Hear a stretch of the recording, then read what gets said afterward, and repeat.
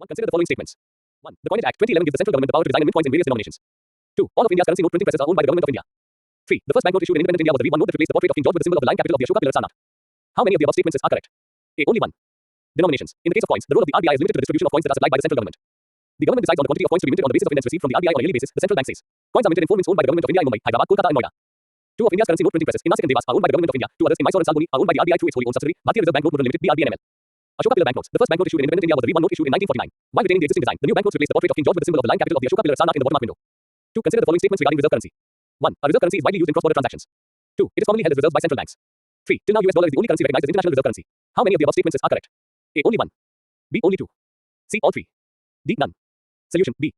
Statement 3 is incorrect. A reserve currency refers to any currency that is widely used in cross-border transactions and is commonly held as reserves by central banks. Other currencies such as the British pound and the French franc have served as international reserve currencies in the past. It should be noted that it is the currencies of economic superpowers that have usually ended up being used as the global reserve currency. As the economic clout of these countries waned, their currencies faced a similar downfall. This was the case, for example, with the British pound, which was gradually replaced by the US dollar as Britain lost its status as a global economic superpower in the first half of the 20th century. 3. Consider the following statements regarding Foreign Contribution Regulation Act. 1. The Act prohibits receipt of foreign funds by candidates for elections, journalists and media broadcast companies and organizations of a political nature. 2. The law was enacted during the economic reforms in 1991. 3. Once granted, FCRA registration is valid for 1 year and NGOs have to apply for renewal before the expiry of registration. How many of the above statements are correct? A. Only 1. B. Only 2. C. All 3. D. None. Solution. A. Only statement 1 is correct. FCRA seeks to regulate the acceptance and utilization of foreign contribution or foreign hospitality by certain individuals or associations or companies and to prohibit such acceptance and utilization for any activities detrimental to the national interest. The law was enacted during the emergency in 1976. The Act prohibits receipt of foreign funds by candidates for elections, journalists or newspaper and media broadcast companies, judges and government servants, members of legislature and political parties or their office bearers, and organizations of a political nature. FCRA registrations are granted to individuals or associations that have definite cultural, economic, educational, religious, and social programs. Following the application, the MHA makes inquiries through the Intelligence Bureau into the antecedents of the applicant and accordingly processes the application. The MHA is required to approve or reject the application within 90 days, failing which it is expected to inform the NGO of the reasons for the same. Once granted, FCRA registration is valid for 5 years. Goes are expected to apply for renewal within 6 months of the date of expiry of registration. In case of failure to apply for renewal, the registration is deemed to have expired. The government reserves the right to cancel the FCRA registration of any NGO if it finds it to be in violation of the Act. Registration can be cancelled for a range of reasons including if, in the opinion of the central government, it is necessary in the public interest to cancel the certificate. Once the registration of an NGO is cancelled, it is not eligible for re-registration for 3 years. All orders of the government can be challenged in the High Court. 4. Consider the following statements. 1. The US central bank usually increases the supply of dollars to tackle economic downturns and also to fund the US government's expenditures. 2. The global acceptability of the US dollar has primarily been attributed to the popularity of US assets among investors. 3. US has been running a persistent trade surplus for decades now. How many of the above statements are correct? A. Only 1. B. Only 2. C. All 3. D. None. 3. Solution. B. Statement 3 is incorrect. The US central bank usually increases the supply of dollars through various means to tackle economic downturns and also to fund the US government's expenditures. But it should be noted that the US Federal Reserve is not the only central bank in the world that has been debasing its currency by engaging in expansionary monetary policy over several decades. Other countries have also been expanding their respective money supplies to address their domestic economic problems. As long as the US does not debase its currency at a faster pace than other countries, the dollar may manage to hold its value against other currencies and hence its reserve currency status may not come under serious threat. The global acceptability of the US dollar has primarily been attributed to the popularity of US assets among investors. It should be noted that the US has been running a persistent trade deficit for decades now. In fact, the last time the US ran a trade surplus was way back in 1975. That is, the value of its imports has for a long time exceeded the value of its exports to the rest of the world. The excess dollars that the rest of the world accumulates due to the US's trade deficit has been invested in US assets such as in debt securities issued by the US government. 5. Consider the following statements regarding US debt ceiling. 1. Debt ceiling is the maximum amount of debt the federal government is allowed to accumulate in order to fulfill its financial obligations. 2. The debt ceiling was introduced in order to make it easier for the executive to operate without having to turn to the Congress every time it wants to spend. 3. The US government would not enter into a default even if the debt ceiling is breached. How many of the above statements are correct? A. Only 1. B. Only 2. C. All 3. D. None. Solution. B. Statement 3 is incorrect. The debt ceiling or debt limit is the maximum amount of debt the federal government is allowed to accumulate in order to fulfill its financial obligations. The government typically spends more than it earns. This means that it needs to borrow in order to pay for things like social security, Medicare, military and other salaries, interest on the national debt, tax refunds, etc. The debt limit was introduced in 1917 when the US entered World War I, and according to the US Treasury Department, the Congress has increased or suspended the debt limit 78 times since 1960. As of 2023, the debt ceiling stands at $31.4 trillion. Constitutionally, the Congress controls the government's purse strings. The debt ceiling was introduced in order to make it easier for the executive to operate without having to turn to the Congress every time it wants to spend. It allowed the government to borrow as required as long as it kept under the debt limit, which has to be approved by the Congress. If the debt ceiling is breached, the Treasury Department would be unable to make payments when they are due, meaning that the US would enter into a default. 6. Consider the following statements regarding RoDTEP scheme. 4.1. RoDTEP scheme is aimed at ensuring that no domestic taxes are added onto goods shipments meant for export. 2. The scheme replaced the merchandise export from India scheme (MEIS). 3. Any item which is restricted is not entitled for the RoDTEP benefits. How many of the above statements are correct? A. Only 1. B. Only 2. C. All 3. D. None. Solution. C. The government is trying to work out a mechanism to bestow tax remission benefits on exports of sugar, which have been placed in the restricted category in MID 2022 and is considering a demand from tea exporters to raise their tax remission rates. The remission of duties and taxes on export products RoDTEP scheme, launched in January 2021, is aimed at ensuring that no domestic taxes are added onto goods shipments meant for export. Authorities have denied benefits under the scheme to sugar exporters after the sweetener was removed from the free category in June 2022 as a preemptive measure to boost domestic availability and avoid a spurt in prices. Any item which is restricted is not entitled for the RoDTEP benefits. So once sugar was brought into the restricted list, it has been prevented from getting RoDTEP. The scheme was announced as a replacement for the merchandise export from India scheme (MEIS), which was not compliant with the rules of the World Trade Organization. Source. 7. The computation of poverty in terms of monthly per capita consumption expenditure based on mixed reference period (MRP) was recommended by A. Gandekar Committee. B. Lagdawala Committee. C. Tendulkar Committee. D. Allar Committee. Solution. C. The Tendulkar Committee for the first time recommended use of implicit prices derived from quantity and value data collected in household consumer expenditure surveys for computing and updating the poverty lines. Tendulkar Committee developed a methodology using implicit prices for estimating state-wise poverty lines for the year 2004-05. Using these poverty lines and distribution of monthly per capita consumption expenditure based on mixed reference period (MRP), the Tendulkar Committee estimated poverty ratios for the year 2004-05. A. Consider the following statements. 1. Logistics includes only the management and coordination of the flow of goods and not services. 2. Logistics Performance Index 2023 is released by IMF. 3. In India, unorganized sector amounts to less than 10% of the logistics sector. How many of the above statements are correct? A. Only 1. B. Only 2. C. All 3. D. None. Solution. D. 5. Logistics refers to the management and coordination of the flow of goods, services, and information from the point of origin to the point of consumption. It involves various activities such as transportation, storage, handling, and distribution to ensure the efficient movement of products within the supply chain. India has ranked 38 out of 139 countries in the World Bank's Logistics Performance Index 2023. 2018 rank of India was 44. The unorganized sector amounts to over 90% of the logistics sector. Source. 9. Consider the following statements regarding cash reserve ratio, CRR. 1. Cash reserve ratio, CRR, is the percentage of deposits which a bank must keep as cash reserves with the banks themselves. 2. This is a legal requirement and is binding on the banks. 3. Banks don't earn returns on money parked as CRR. 4. The central bank controls the liquidity in the banking system through CRR. How many of the above statements are correct? A. Only 1. B. Only 2. C. Only 3. D. All 4. Solution. C. Statement 1 is incorrect. Cash reserve ratio, CRR. The RBI decides a certain percentage of deposits which every bank must keep as reserves. This is done to ensure that no bank is overlending. This is a legal requirement and is binding on the banks. This is called the required reserve ratio or the reserve ratio or cash reserve ratio, CRR. Cash reserve ratio, CRR, equals percentage of deposits which a bank must keep as cash reserves. In CRR, the cash reserve is maintained by the banks with the Reserve Bank of India. In the case of SLR, the securities are kept with the banks themselves, which they need to maintain in the form of liquid assets. Banks don't earn returns on money parked as CRR. The central bank controls the liquidity in the banking system through CRR. 10. Consider the following statements regarding laws of demand and supply. 1. The law of demand asserts that as prices rise, the quantity demanded for an economic good decreases. 2. Producers are willing to supply more at higher prices because the increased selling price compensates for the elevated opportunity cost associated with each additional unit sold. Which of the above statements are incorrect? A. 1 only. B. 2 only. C. Both 1 and 2. D. Neither 1 nor 2. Solution. D. The law of demand states that if all other factors remain equal, the higher the price of a good, the less people will demand that good. In other words, the higher the price, the lower the quantity demanded. The amount of a good that buyers purchase at a higher price is less because the price of a good goes up, so that the opportunity cost of buying that good. 6. The law of supply states that at high prices, sellers will supply more of an economic good. From the seller's perspective, the opportunity cost of each additional unit that they sell tends to be higher and higher. Producers supply more at a high price because the high selling price justifies the high opportunity cost of each additional unit sold. 11. Consider the following statements regarding every renewal of loans. 1. It refers to the practice where lender extends new credit to borrowers who are struggling to meet their debt obligations. 2. RBI has mandated that banks and financial institutions must go for every renewal of loans to ensure a healthy financial system. Which of the above statements are correct? A. 1 only. B. 2 only. C. Both 1 and 2. D. Neither 1 nor 2. Solution. A. The Reserve Bank of India (RBI) has strengthened regulations for regulated entities, including banks and financial institutions, to curb the every renewal of loans through investments in alternative investment funds (AIFs). What is the every renewal of loans? It refers to the practice where lender extends new credit to borrowers who are struggling to meet their debt obligations. Instead of addressing the underlying financial issues, the lender provides additional funds, essentially giving the appearance that the borrower's financial situation is stable. This can create a temporary illusion of creditworthiness but may lead to a cycle of increasing debt and delayed resolution of financial difficulties. Regulatory authorities often aim to prevent every need to ensure a transparent and healthy financial system. 12. Which of the following types of funds are considered as alternative investment funds? 1. Venture capital funds. 2. Angel funds. 3. Debt funds. 4. Hedge funds. 5. Social venture funds. How many of the above options are correct? A. Only 2. B. Only 3. C. Only 4. D. All 5. Solution. D. 7. 13. Consider the following statements. 1. Venture capital fund. Invest into early stage, emerging growth companies. 2. Hedge fund. Invest in anything that gives profitable returns in all types of market conditions. 3. Real estate fund. Make equity or debt investments into stable cash flow generative properties. How many of the above statements are correct? A. Only 1. B. Only 2. C. All 3. D. None. Solution. C. 8. 9. 14. Consider the following statements. 1. A sovereign credit rating is an independent assessment of a country's creditworthiness that evaluates the country's ability to repay debt without default. 2. A good credit rating influences borrowing costs in global financial markets. 3. In India, RBI regulates credit rating agencies. How many of the above statements are correct? A. Only 1. B. Only 2. C. All 3. D. None. Solution. B. Statement 3 is incorrect. What is credit rating? Credit rating is an assessment of the creditworthiness of a borrower, including individuals, companies, or countries. What is sovereign credit rating? A sovereign credit rating is an independent assessment of a country's creditworthiness. It evaluates the country's ability to repay debt without default, impacting the risk associated with investing in its debt instruments. Key agencies include Standard & Poor's, Moody's, and Fitch. Ratings considering economic indicators, fiscal policies, political stability, and trade position. Importance of credit rating. Obtaining a good credit rating is crucial for accessing funding in the international bond market and attracting foreign investments. It also influences borrowing costs in global financial markets, allowing countries with higher ratings to borrow at lower interest rates. Credit rating in India. SEBI in India regulates credit rating agencies, including CRISIL, CARE, ICRA, Accurate Ratings, Brickwork Rating, India Rating and Research PVT Limited, and Infomex Valuation and Rating PVT Limited. Source. 15. Consider the following statements regarding tokenization. 1. Tokenization is the process of replacing sensitive data with a non-sensitive equivalent. 2. Card on file tokenization (COF) is a security measure for users opting for digital payments, replacing the practice of merchants storing card details with specially created tokens. 3. Tokens are random strings of characters that have no meaningful value if breached. How many of the above statements are correct? A. Only 1. B. Only 2. C. All 3. D. None. Solution. C. The Reserve Bank of India (RBI) has expanded the scope of card on file tokenization (COF) to include card issuing banks and institutions directly, moving beyond services provided through merchants. COF is a security measure for users opting for digital payments, replacing the practice of merchants storing card details with specially created tokens. Tokenization is the process of replacing sensitive data with a non-sensitive equivalent called a token. Tokens are random strings of characters that have no meaningful value if breached. They serve as a reference to the original data, but cannot be used to guess those values. Source. 16. Consider the following statements regarding loan write-off. 1. Writing off a loan essentially means it will no longer be counted as an asset by the bank. 2. The amount so written off does not reduce the bank's tax liability. 3. After the write-off, banks are not supposed to continue their efforts to recover the loan. How many of the above statements are correct? A. Only 1. B. Only 2. C. All 3. D. None. Solution. A. Only statement 1 is correct. Writing off a loan essentially means it will no longer be counted as an asset. By writing off loans, a bank can reduce the level of non-performing assets (NPAs) on its books. An additional benefit is that the amount so written off reduces the bank's tax liability. The bank writes off a loan after the borrower has defaulted on the loan repayment and there is a very low chance of recovery. The lender then moves the defaulted loan or NPA out of the asset side and reports the amount as a loss. After the write-off, banks are supposed to continue their efforts to recover the loan using various options. They have to make provisioning as well. The tax liability will also come down as the written off amount is reduced from the profit. However, the chances of recovery from written off loans are very low. 17. Consider the following statements regarding fundraising by Indian companies. 1. Indian companies fundraising via dollar bonds hit an all-time high in 2023. 2. Elevated global yields usually discourage fundraising via dollar bonds and instead attract borrowers to foreign currency loans. 3. Foreign currency loans are benchmarked to floating interest rates. 10. How many of the above statements are correct? A. Only 1. B. Only 2. C. All 3. D. None. Solution. B. Statement 1 is incorrect. Indian companies fundraising via dollar bonds hit a 14-year low in 2023 as elevated global yields discouraged borrowers who moved to securing foreign currency loans instead. Throughout 2023, global interest rate environment was not favorable and the cost of raising dollars hedged into rupees was comparatively higher than accessing domestic liquidity, so Indian issuers chose to borrow locally.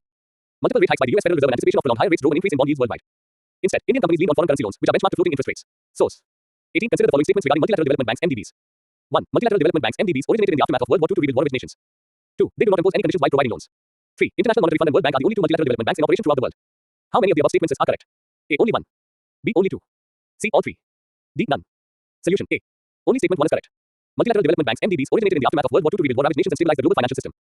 Today, MDBs fund infrastructure, energy, education, and environmental sustainability in developing countries. While commercial banks seek to make profits on loans and other financial services, the goal of MDBs is to issue grants and low-cost loans to improve the economic conditions of impoverished or developing nations. MDBs now operate throughout the world and control trillions of dollars in assets. E.g., International Monetary Fund, World Bank, Asian Development Bank, etc. Issues. Currently, MDBs are dominated by developed countries, WB by USA, IMF by EU, and ADB by Japan. They impose conditionality in loans. There is a lack of transparency and accountability. 19. In India, which of the following entities can provide microfinance? 1. Small finance banks. 2. Non-banking financial companies, NBFCs. 3. Not-for-profits organizations.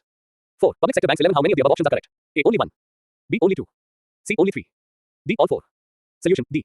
The number of loan accounts for the microfinance industry increased to 136.3 million in FY23 from 123.9 million in FY22, posting a year-on-year YOY growth of 10%. Lender-wise figures showed that NBFCs registered highest YOY growth of 23%, followed by NBFC MFIs at 15%, not-for-profits or NFPs at 6%, banks at 6%, and small finance banks at 5%. 20. Securities and Exchange Board of India (SEBI) acts as a regulatory authority for which of the following? 1. Primary market. 2. Secondary market. 3. Mutual funds. 4. Foreign institutional investment. 5. Credit rating agencies in India. How many of the above options are correct? A. Only 2. B. Only 3. C. Only 4. D. All 5. Solution. D. 21. Consider the following statements regarding Securities and Exchange Board of India (SEBI). 1. SEBI is a quasi-legislative body that has the power to conduct inquiries, pass ruling and impose penalties. 2. It cannot regulate the money pooling scheme worth more than Rs. 100 crores. 3. It educates investors about securities markets and their intermediaries. How many of the above statements are correct? A. Only 1. B. Only 2. C. All 3. D. None. Solution. B. Statement 2 is incorrect. 12. 13. 2. Ecology and environment. 1. Consider the following statements regarding natural gas. 1. Natural gas is used to power appliances like stoves and furnaces. 2. Natural gas is a relatively clean burning fossil fuel, resulting in fewer emissions of nearly all types of air pollutants and CO2 when compared with burning coal or petroleum products. 3. Extraction of natural gas from the ground does not involve release of any greenhouse gas. How many of the above statements are correct? A. Only 1. B. Only 2. C. All 3. D. None. Solution. B. Statement 3 is incorrect. Natural gas extracted from the earth powers appliances like stoves and furnaces. Natural gas is mainly methane, which is a greenhouse gas capable of trapping significant amounts of heat in the atmosphere. Natural gas is a relatively clean burning fossil fuel, resulting in fewer emissions of nearly all types of air pollutants and CO2 when compared with burning coal or petroleum products to produce an equal amount of energy. Extraction of natural gas from the ground also involves release of certain greenhouse gases. 2. Consider the following statements regarding permafrost. 1. Permafrost is essentially any ground that stays frozen for at least 2 straight months. 2. Permafrost is composed of a combination of soil, rocks and sand that are held together by ice. 3. Permafrost regions are always covered with snow. How many of the above statements are correct? A. Only 1. B. Only 2. C. All 3. D. None. Solution. A. Only statement 2 is correct. Permafrost is essentially any ground that stays frozen 0 degrees Celsius or lower for at least 2 years. Straight. These permanently frozen grounds are often found in Arctic regions such as Greenland, Alaska, the United States, Canada, Russia, and Eastern Europe. Permafrost is composed of a combination of soil, rocks and sand that are held together by ice. The soil and ice in permafrost stay frozen all year long. However, although the ground remains perennially frozen, permafrost regions aren't always covered with snow. As the Arctic is getting warmer nearly 4 times as fast as the rest of the planet due to climate change, permafrost is thawing rapidly. Thawing permafrost can severely impact the planet. One of its most dangerous consequences is the release of greenhouse gases into the atmosphere. 3. Consider the following statements regarding loss and damage. L&D Fund that was agreed at COP28. 1. Loss and damage. L&D Fund will be hosted by the World Bank. 14. 15. 2. It is aligned with UNFCCC and the Paris Agreement. 3. The contributions by the developed countries are mandatory. How many of the above statements are correct? A. Only 1. B. Only 2. C. All 3. D. None. Solution. B. Statement 3 is incorrect. Loss and damage. L&D Fund. COP28 countries agreed to launch the loss and damage L&D Fund hosted by the World Bank for 4 years, aligning with UNFCCC and the Paris Agreement. All developing countries are eligible, and contributions are voluntary, with a specific percentage earmarked for least developed countries and small island developing states. Source. 4. Consider the following statements regarding powering past coal alliance (PPCA). 1. PPCA is a coalition involving governments, businesses, and organizations focusing on transitioning from unabated coal power to clean energy. 2. India is part of PPCA as it has committed to phasing out of coal production. Which of the above statements are correct? A. 1 only. B. 2 only. C. Both 1 and 2. D. Neither 1 nor 2. Solution. A. Powering past coal alliance (PPCA). PPCA, a coalition involving governments, businesses, and organizations focuses on transitioning from unabated coal power to clean energy. At COP28, PPCA welcomed new national and subnational governments advocating for cleaner energy alternatives. India is not part of PPCA as it has not committed to phasing out of coal. 5. Consider the following statements regarding Buildings Breakthrough Initiative. 1. The goal of the Buildings Breakthrough Initiative was to make near zero emissions and resilient buildings the new normal by 2030. 2. The initiative was launched by India. 3. It is hosted by the Global Alliance for Buildings and Construction. How many of the above statements are correct? A. Only 1. B. Only 2. C. All 3. D. None. Solution. B. Statement 2 is incorrect. The governments of France and Morocco, together with the UN Environment Programme (UNEP), launched the Buildings Breakthrough today at COP28, which will see countries joining forces to accelerate the transformation of the sector, which accounts for 21% of global greenhouse gas emissions, with a view to making near zero emissions and climate resilient buildings the new normal by 2030. The Buildings Breakthrough is part of the Breakthrough Agenda, which provides a framework for countries, businesses, and civil society to join up and strengthen their actions every year in key emitting sectors through a coalition of leading public, private, and public-private global initiatives. It is coordinated under the auspices of the UNEP-hosted Global Alliance for Buildings and Construction (Global ABC). Source. 6. Consider the following statements regarding Global River Cities Alliance (GRCA). 1. Global River Cities Alliance is led by the National Mission for Clean Ganga (NMCG) under the Ministry of Jal Shakti. 2. It focuses on river conservation and sustainable water management. 3. Asian Development Bank and Asian Infrastructure and Investment Bank acts as international funding agencies. How many of the above statements are correct? A. Only 1. B. Only 2. C. All 3. D. None. Solution. C. 16. 7. Consider the following statements regarding Pangolkha Wildlife Sanctuary that was recently in news. 1. The Pangolkha Wildlife Sanctuary is situated at the dry junction of Sikkim, Bengal, and Bhutan. 2. It is the smallest wildlife sanctuary in Sikkim. 3. A tiger was spotted at the Pangolkha Wildlife Sanctuary, which marks the highest elevation in India where tigers have been observed. How many of the above statements are correct? A. Only 1. B. Only 2. C. All 3. D. None. Solution. B. Statement 2 is incorrect. 17. A tiger has been spotted at a record high elevation of 3,640 meters in the Pangolkha Wildlife Sanctuary in Sikkim. This marks the highest elevation in India where tigers have been observed, surpassing the previous record of 3,630 meters in Arunachal Pradesh. The Pangolkha Wildlife Sanctuary is situated at the dry junction of Sikkim, Bengal, and Bhutan. The Pangolkha range in the east separates Sikkim from Bhutan. It is the largest wildlife sanctuary in Sikkim. It is home to various species, including red pandas, snow leopards, Himalayan musk deer, goral, and black bears. Source. 8. Sharks are ectotherms. What does it mean? A. If heat loss exceeds heat generation, metabolism increases to make up the loss. B. They maintain a constant body temperature independent of the environment. C. Their body temperature is largely determined by the surrounding water temperature. D. None of the above. Solution. C. Ectotherm, any so-called cold-blooded animal, that is, any animal whose regulation of body temperature depends on external sources, such as sunlight or a heated rock surface. The ectotherms include the fishes, amphibians, reptiles, and invertebrates. The body temperature of an aquatic ectotherm is usually very close to the temperature of the surrounding water. 9. Consider the following statements regarding ecotone. 1. Estuary is an example of ecotone. 2. Ecotone is a zone of tension. 3. A well-developed ecotone contains some organisms which are entirely different from that of the adjoining communities. How many of the above statements are correct? A. Only 1. B. Only 2. C. All 3. D. None. Solution. C. Ecotone is a zone of junction between two or more diverse ecosystems. For e.g. the mangrove forests represent an ecotone between marine and terrestrial ecosystem. Other examples are grassland, estuary and riverbank. Characteristics of ecotone. It may be very narrow or quite wide. It has the conditions intermediate to the adjacent ecosystems. Hence it is a zone of tension. It is linear as it shows progressive increase in species composition of one incoming community and a simultaneous decrease in species of the other outgoing adjoining community. A well-developed ecotone contains some organisms which are entirely different from that of the adjoining communities. 10. Consider the following statements. 1. Natural gas is an odorless, gaseous mixture of hydrocarbons predominantly made up of methane. 2. It is a non-fossil fuel and renewable source of energy. Which of the above statements are correct? A. 1 only 18. B. 2 only. C. Both 1 and 2. D. Neither 1 nor 2. Solution. A. Natural gas is an odorless, gaseous mixture of hydrocarbons predominantly made up of methane CH4. Natural gas is a fossil fuel energy source. Natural gas contains many different compounds. The largest component of natural gas is methane, a compound with one carbon atom and 4 hydrogen atoms CH4. Natural gas also contains smaller amounts of natural gas liquids NGLs, which are also hydrocarbon gas liquids, and non-hydrocarbon gases such as carbon dioxide and water vapor. We use natural gas as a fuel and to make materials and chemicals. 11. Consider the following statements. 1. Phytomediation is a remediation method that uses living organisms like plants, microalgae, and seaweeds to reduce the concentrations or toxic effects of contaminants in the environment. 2. Metals like cadmium, cobalt, nickel, lead, and organic pollutants can be easily removed from the soil through phytomediation. 3. Hyperaccumulated plants slows down the process of phytomediation. How many of the above statements are correct? A. Only 1. B. Only 2. C. All 3. D. None. Solution. A. Only statement 1 is correct. Phytomediation, a remediation method that uses living organisms like plants, microalgae, and seaweeds. One particular way to remove toxic heavy metals from the soil includes the use of hyperaccumulator plants that absorb these substances from the soil. Phytomediation refers to the usage of hyperaccumulator plants to absorb the toxic materials present in the soil and accumulate in their living tissue. Even though most plants do sometimes accumulate toxic substances, hyperaccumulators have the unusual ability to absorb hundreds or thousands of times greater amounts of these substances than is normal for most plants. This process can be used to remove metals like silver, cadmium, cobalt, chromium, copper, mercury, manganese, molybdenum, nickel, lead and zinc, metalloids such as arsenic and selenium, some radionuclides, and non-metallic components such as boron. But it cannot be used to remove organic pollutants from the ground due to metabolic breakdown. 12. Consider the following statements regarding camelids. 1. A camelid refers to any of the even toed ungulates of the family Camelidae. 2. The United Nations has declared 2025 as the International Year of Camelids. 3. Camelids contribute to food security, nutrition, and economic growth, especially for indigenous peoples and local communities. How many of the above statements are correct? A. Only 1. B. Only 2. C. All 3. D. None. Solution. B. Statement 2 is incorrect. 19. A camelid refers to any of the even toed ungulates of the family Camelidae. The United Nations has declared 2024 as the International Year of Camelids to emphasize the significant importance of camelids, such as alpacas, Bactrian camels, dromedaries, guanacos, llamas, and vicunas in the lives of people worldwide. Camelids contribute to food security, nutrition, and economic growth in over 90 countries, especially for indigenous peoples and local communities. They play a crucial role in meeting Sustainable Development Goals (SDGs) by providing sources of milk, meat, fiber, and transportation. Source. 13. Consider the following statements. 1. Valmiki Tiger Reserve (VTR) is located in Andhra Pradesh. 2. Recently, Valmiki Tiger Reserve (VTR) was in news due to rapid decline of tiger population from 2014 to current year. Which of the above statements are correct? A. 1 only. B. 2 only. C. Both 1 and 2. D. Neither 1 nor 2. Solution. D. The rise in tiger numbers at Bihar's Valmiki Tiger Reserve (VTR) is attributed to a reduction in human activities, particularly restrictions on illegal mining in the eco-sensitive zone. The ban on sand and stone mining inside VTR, along with strict limits in its eco-sensitive zone, led to increased grassland cover.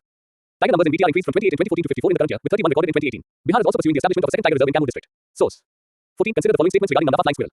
1. The Namdapha flying squirrel that was missing for nearly 40 years was rediscovered in Arunachal Pradesh. 2. It is classified as critically endangered (CR) by the IUCN. 3. It is listed under Schedule 1 of the Wildlife Protection Act. How many of the above statements are correct? A. Only 1. B. Only 2. C. All 3. D. None. Solution. B. Statement 3 is incorrect. The Namdapha flying squirrel, missing for 42 years, has been rediscovered in Arunachal Pradesh. Last described in 1981, the species was thought to be extinct or confused with a similar species. About Namdapha flying squirrel. 20. It is classified as critically endangered (CR) by the IUCN and is listed under Schedule 2 of the Wildlife Protection Act. Located in Namdapha National Park, Arunachal Pradesh, it was one of the 25 most wanted lost species targeted by the Global Wildlife Conservation's Search for Lost Species Initiative. Source. 15. Which is the only ape species found in India? A. Orangutan. B. Grey langur. C. Bonobo. D. Kulog gibbon. Solution. D. 16. Consider the following statements. 1. The Climate Vulnerable Forum (CVF) is a global partnership of countries most at risk from climate impacts. 2. Alliance of Small Island States (AOSIS) represents countries that are disproportionately vulnerable to climate effects, particularly sea level rise and coastal erosion. 3. Umbrella Group includes Africa's UN members that push for additional climate financing. How many of the above statements are correct? A. Only 1. B. Only 2. C. All 3. D. None. Solution. B. 21. Statement 3 is incorrect. Umbrella Group, this alliance of non-EU developed countries includes Australia, Japan, Russia, and the United States. Africa Group, Africa's UN members will push for additional climate financing while arguing that expanding economies need fossil fuels to increase electricity capacity. Climate Vulnerable Forum, representing countries most at risk from climate impacts, including Bangladesh and the Maldives. Alliance of Small Island States, the alliance, known by its acronym AOSIS, represents countries that are disproportionately vulnerable to climate effects, particularly sea level rise and coastal erosion. 17. Consider the following statements regarding self-pollination. 1. The mechanism ensures the plant's ability to reproduce without relying on external pollinators like insects or wind. 2. Here the offspring are genetically identical to the parent plant. 3. Self-pollination ensures reproductive success and also increases genetic variability in plant populations. How many of the above statements are correct? A. Only 1. B. Only 2. C. All 3. D. None. Solution. B. Statement 3 is incorrect. Changes in the environment, especially due to anthropogenic activities, have limited the population of pollinators such as bees.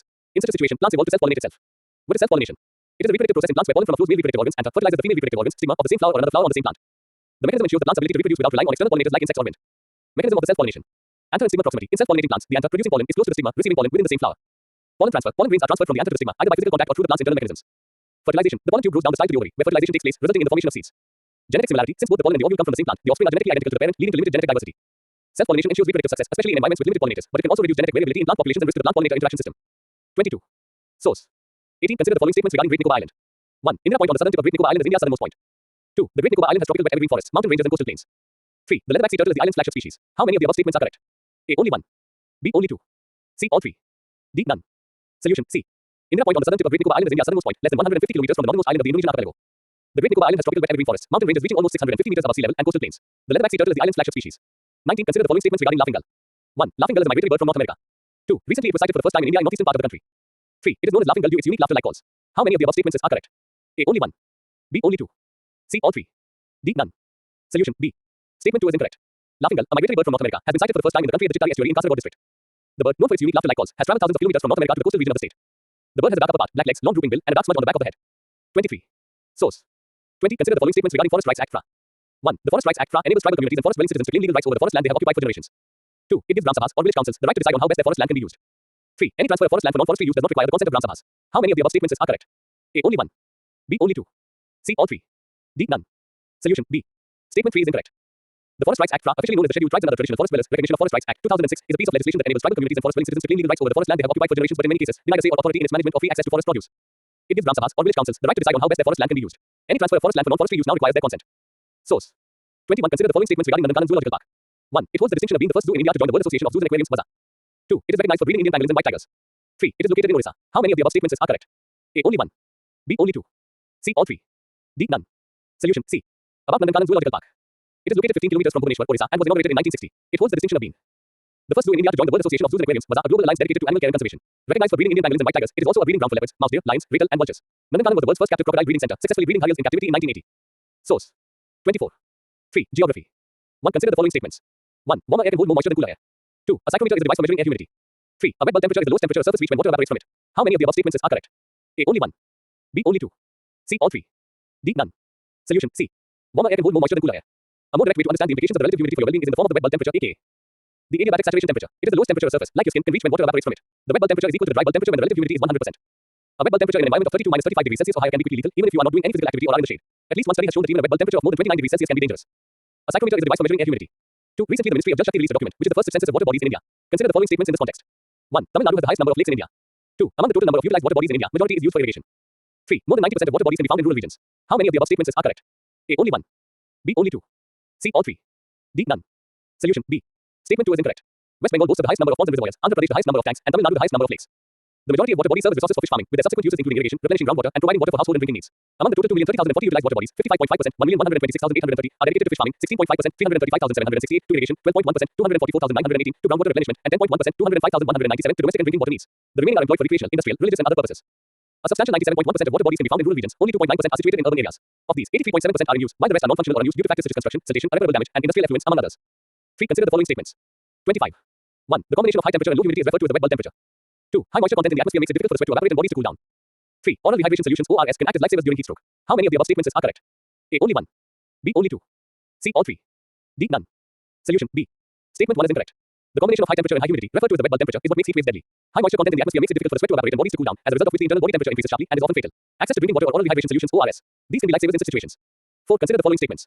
1. El Niño is characterized by an unusual warming of waters in the eastern equatorial Pacific, which has a high correlation with warmer summers and weaker monsoon rains in India. 2. During El Niño years, most parts of North, Northeast, Northwest, and Central India experience dry periods during the June to September monsoon season. 3. Normally, El Niño is good for the northeast monsoon. How many of the above statements are correct? A. Only 1. B. Only 2. C. All 3. D. None. Solution C. El Niño is characterized by an unusual warming of waters in the eastern equatorial Pacific, which has a high correlation with warmer summers and weaker monsoon rains in India. La Niña is the meteorological opposite. A map WMO issued on expected rainfall patterns globally during El Niño years showed most parts of North, Northeast, Northwest, and Central India experiencing dry periods during the June to September monsoon season. It shows largely wet months during the October to December northeast monsoon season in the peninsular region. Normally, El Niño is good for the northeast monsoon but bad for the southwest monsoon, but there is no one-to-one relationship. 5. The annual mean temperature of the world is known to have increased by 1.1 degrees Celsius from the average of the 1850-1900 period. Consider the following statements in this context. 1. Temperature rise over land is much higher than over oceans. 2. The increase in temperatures is more prominent near the equator than in the high altitudes.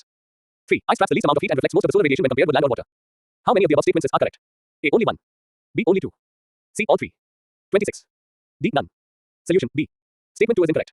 The annual mean temperature of the world is known to have increased by 1.1 degrees Celsius from the average of the 1850-1900 period. But this increase, as can be expected, is not uniform. It varies in different regions and also at different times of the year. Temperature rise over land is much higher than over oceans. The increase in temperatures is known to be more prominent in the high altitudes, near the polar regions, than near the equator. This is attributable to a complex set of atmospheric phenomena, including heat transfers from the tropics to the poles through prevailing systems of air circulation. India happens to be in the tropical region, quite close to the equator. The polar regions, particularly the Arctic, have seen significantly greater warming. The IPCC report says the Arctic region has warmed at least twice as much as the world average. Its current annual mean temperatures are about 2 degrees Celsius higher than pre-industrial times. Some other studies suggest the Arctic could be warming even faster. Another prominent cause of it is known as the albedo effect, or how much sunlight the surface reflects. The ice cover in the Arctic is melting, because of which more land or water is getting exposed to the sun. Ice traps the least amount of heat and reflects most of the solar radiation when compared with land or water. The warming trends over the Indian region are very different. An assessment of climate change over the Indian subcontinent, published by the Ministry of Earth Sciences in 2020, said annual mean temperatures have risen by 0.7 degrees Celsius from 1900. This is significantly lower than the 1.59 degrees Celsius rise for land temperatures across the world. 6. Consider the following pairs. 1. Katrapur Atomic Power Plant, Rajasthan. 2. Tarapur Atomic Power Plant, Gujarat. 3. Narora Atomic Power Plant, Uttar Pradesh. 4. Kaigar Atomic Power Plant, Karnataka. How many of the above pairs are correctly matched? A. Only 1. B. Only 2. C. Only 3. D. All 4. Solution B. Statement 3 and 4 is correct. 27. 7. Consider the following statements. 1. Adiabatic winds are downslope winds created when the mountain surface is colder than the surrounding air and create a downslope wind. 2. Katabatic winds are upslope winds driven by warmer surface temperatures on a mountain slope than the surrounding air column. Which of the above statements are incorrect? A. 1 only. B. 2 only. C. Both 1 and 2. D. Neither 1 nor 2. Solution. C. Adiabatic winds. These winds are upslope winds driven by warmer surface temperatures on a mountain slope than the surrounding air column. 28. Katabatic winds. Katabatic winds are downslope winds created when the mountain surface is colder than the surrounding air and create a downslope wind. Source. A. Consider the following statements. 1. Earthquakes can result in tsunamis if a large amount of water gets displaced. 2. All earthquakes do not result in tsunamis. Which of the above statements are incorrect? A. 1 only. B. 2 only. C. Both 1 and 2. D. Neither 1 nor 2. Solution. D. Earthquakes can result in tsunamis if a large amount of water gets displaced. Tectonic events with a strong vertical slip element are more likely to raise or lower the water column compared to horizontal slip elements. Thus, knowing the slip type at the early stages of the assessment can reduce false alarms and enhance the reliability of the warning systems. Relying on seismographs and buoys attached by water pressure sensors is not always the right method, as all earthquakes do not result in tsunamis, and the buoys can detect tsunamis only when one passes them, leaving less time to react and evacuate. In such cases, time is of the essence. 9. Consider the following statements regarding atmospheric rivers. 1. Atmospheric rivers are short and wide regions of the atmosphere that transport water vapor from one region to the neighboring region. 2. When atmospheric rivers make landfall, they can contribute significantly to precipitation. 3. Events like the 2018 Kerala floods, the 2022 Pakistan floods, and the lower Mississippi River floods were linked to atmospheric rivers. How many of the above statements are correct? A. Only 1. B. Only 2. C. All 3. D. None. Solution. B. 29. Statement 1 is incorrect. A recent study published in the American Meteorological Society's Journal of Hydrometeorology reveals that peninsular river basins in India, including Narmada, Mahanadi, and Godavari, face a higher likelihood of widespread flooding compared to transboundary rivers like Ganga and Brahmaputra. Drivers of widespread flooding are associated with atmospheric rivers, large atmospheric circulations carrying moisture from the tropics to extratropic. Events like the 2018 Kerala floods, the 2022 Pakistan floods, and the lower Mississippi River floods in 2008, 2011, and 2015-19 were linked to atmospheric rivers. What are atmospheric rivers?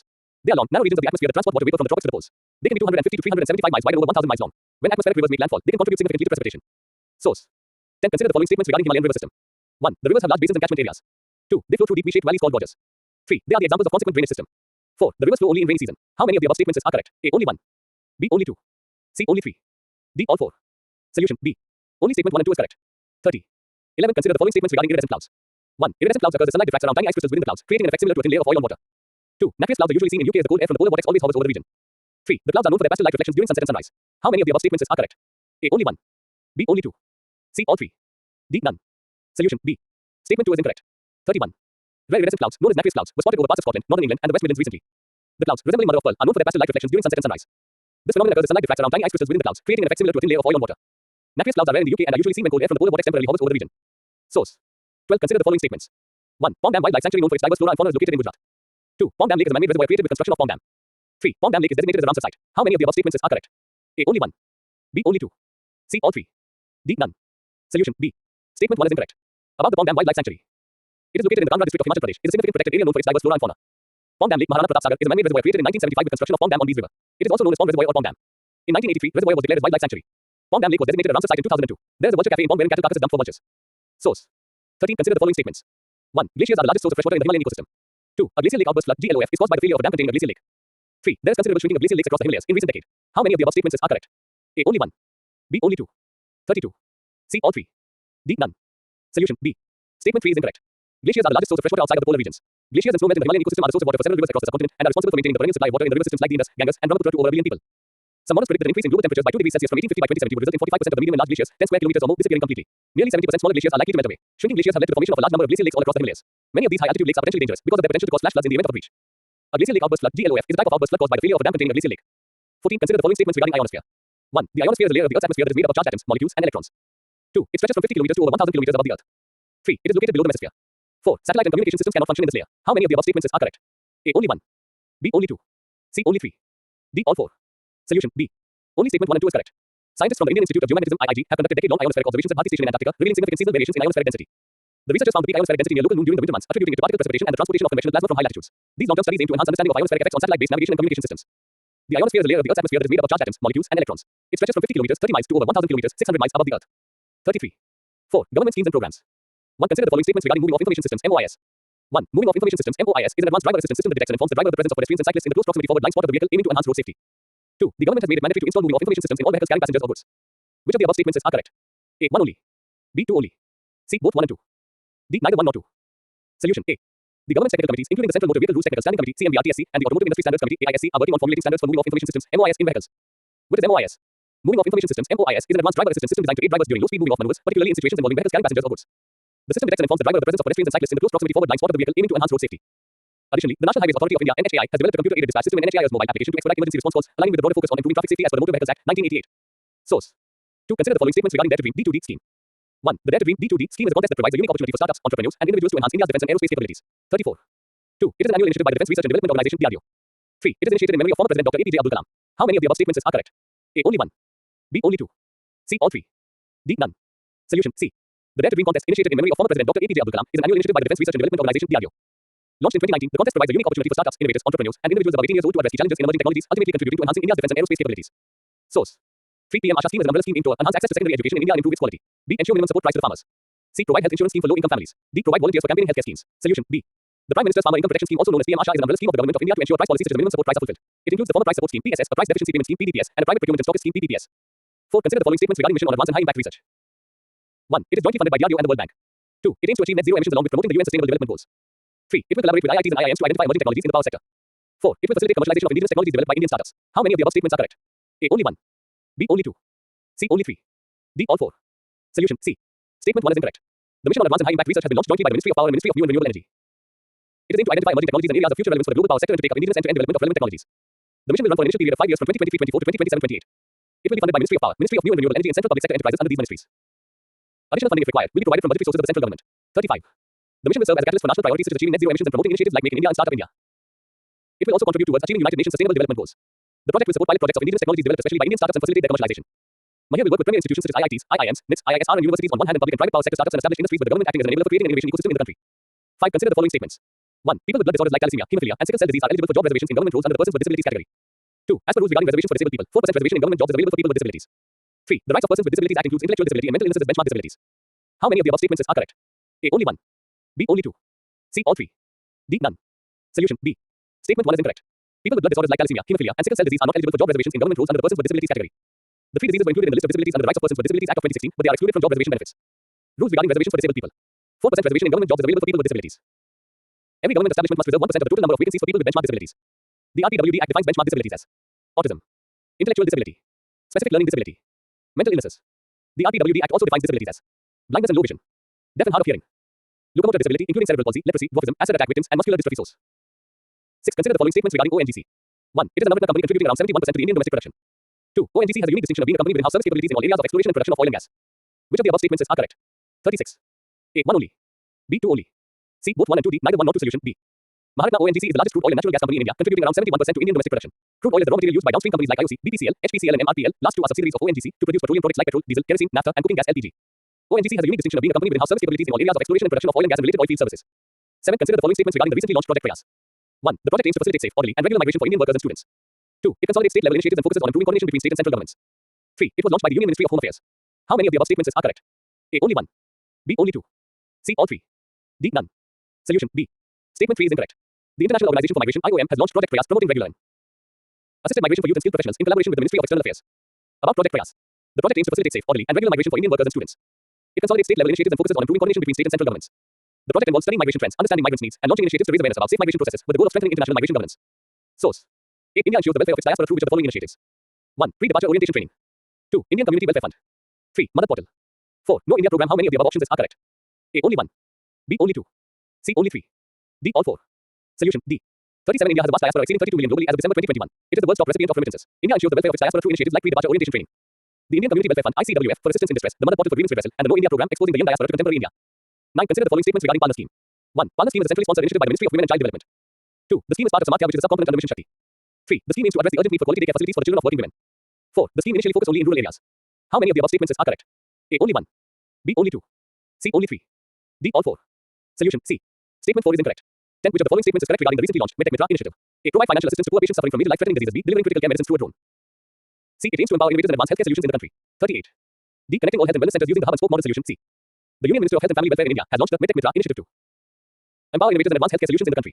The initiative aims to support and collaborate with technology innovators and startups in the medical technology sector. The goal is to harness innovation to enhance healthcare delivery and address healthcare challenges. Source: 11. The Pradhan Mantri Jeevan Yojana aims to A. Set up third-generation 3G ethanol projects. B. Promote the use of compressed biogas (CBG) as an alternative green transportation fuel. C. Provide financial support to integrated bioethanol projects. D. Convert cattle dung and other organic waste into compost, biogas, and biofuel. Solution: C. The Pradhan Mantri Jeevan Yojana provides financial support to integrated bioethanol projects to set up second-generation 2G ethanol projects. 5. Science and technology. 1. Which of the following are the examples of oxidation reaction? 1. The taste of butter changes if left for a longer time. 2. Wine gets sour with time. 3. A reddish brown powder gets coated on articles made of iron. How many of the above statements are correct? A. Only 1. B. Only 2. C. All 3. D. None. Solution: C. The term oxidation was originally used to describe reactions in which an element combines with oxygen. The iron metal is oxidized to form the iron oxide known as rust. Electrochemical reactions are great examples of oxidation reactions. All the above are the examples of oxidation reaction. 2. Consider the following statements regarding attention deficit hyperactivity disorder (ADHD). 1. ADHD is the neurodevelopmental disorder of childhood diagnosed at an early age. 2. Children with ADHD might have trouble paying attention or controlling impulsive behaviors. 3. ADHD does not last into adulthood. How many of the above statements are correct? A. Only 1. B. Only 2. C. All 3. D. None. 39. Solution B. Statement 3 is incorrect. ADHD is one of the most common neurodevelopmental disorders of childhood, usually diagnosed at an early age and lasting into adulthood. According to the U.S. Centers for Disease Control and Prevention (CDC), children with ADHD might have trouble paying attention or controlling impulsive behaviors and can be overly active. Many adults remain undiagnosed, and symptoms can cause difficulty at work, home, or relationships. The CDC states that symptoms can appear different at older ages. For example, hyperactivity can appear as extreme restlessness. For people diagnosed with ADHD, Adderall can help improve focus, concentration, impulse control, and hyperactivity because of its effects on the central nervous system. 3. Variola virus is commonly associated with which of the following disease? A. Measles. B. Polio. C. Smallpox. D. Hepatitis B. Solution C. The history of smallpox holds a special place in the field of epidemiology. One of the deadliest diseases known to mankind, it is also the only one to have been eradicated by vaccination. However, the origins of smallpox have always been unclear. Until now, the earliest confirmed case of the disease was found in the mummified remains of a 17th century Lithuanian child, even though written records suggest that it is much older. A new study carried out by an international team of researchers provides fresh insight into the origins of the disease caused by the variola virus, VARV, suggesting that the smallpox was in existence as early as during the Viking Age in the 8th century CE. 4. Consider the following statements regarding AKTOCYT that was recently in use. 1. These are tablets that aim to enhance the quality of life for cancer patients undergoing radiotherapy. 2. It has been developed by Department of Atomic Energy. 3. It has received approval from the Food Safety and Standards Authority of India (FSSAI), ensuring its safety and compliance with quality standards. How many of the above statements are correct? A. Only 1. B. Only 2. C. All 3. D. None. Solution C. Scientists from the Department of Atomic Energy and MS, IDRS Labs Pvt. Limited in Bengaluru have collaboratively developed a breakthrough nutraceutical named AKTOCYT tablets. These tablets aim to enhance the quality of life for cancer patients undergoing radiotherapy by minimizing the side effects associated with the treatment. AKTOCYT tablets have shown remarkable results, particularly in pelvic cancer. Patients undergoing radiotherapy-induced cystitis, leading to extraordinary recovery and eliminating the need for surgical interventions like the removal of the urinary bladder.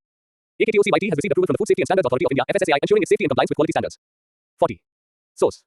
5. Consider the following statements regarding dark fiber. 1. Dark fiber is unused fiber optic cable and infrastructure that is available for purchase or rent from network service providers. 2. Dark fiber is inactive because no information is passed through it, so no light pulse is transmitted. 3. SEBI bans the usage of dark fiber in India. How many of the above statements are correct? A. Only 1. B. Only 2. C. All 3. D. None. Solution B. Statement 3 is incorrect.